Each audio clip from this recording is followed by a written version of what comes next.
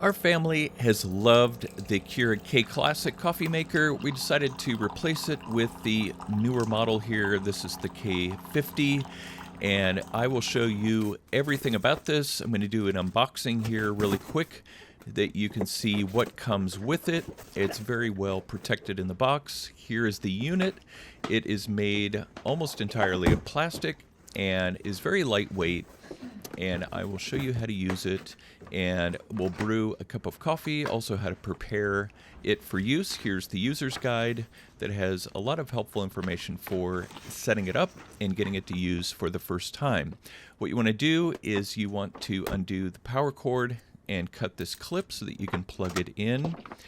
And you also have to remove all of this tape that was put on for the packaging, and there's quite a few pieces of tape that you have to take off. Here's the container.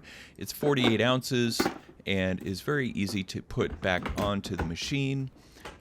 Okay, let me plug it in. And what you need to do first is you need to fill the reservoir to the maximum line right here, the 48 ounce line. So I will fill that up, put the lid on, and as you can see, it is full.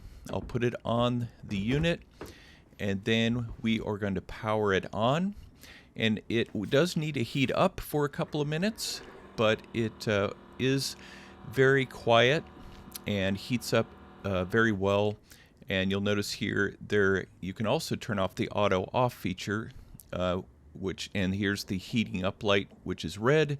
It will go off when it is fully heated, and you need to pull up on that lever to get these flashing, and I will choose the smallest 6 ounce. That's what they recommend for just running some plain water through to clean it and get it ready for the first use. And as you can see, it's very hot water coming through.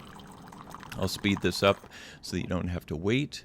And then once it's done, it begins to heat again by that red light. And here it is. You can see it steaming. It's very hot water.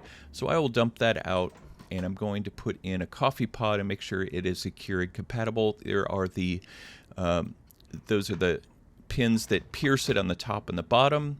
And then choose your size, 6, 10, or 12 ounce. I'm going to choose the 10 ounce, that is 6, 8, and 10 ounce. So I'm going to have the 10 ounce here. As you can see, it comes out very smooth. I'll speed it up so that you don't have to wait for this to fill. And here's my coffee, very hot. Here's what you can look at. It comes out very rich and consistent, so I'm looking forward to enjoying that. If you have a tumbler that's a little bit larger, you can pull out this drip tray, and it will accommodate a 7-inch tumbler. Here is the drip tray that you can take apart for cleaning. It's very easy to put together and slide back at the bottom.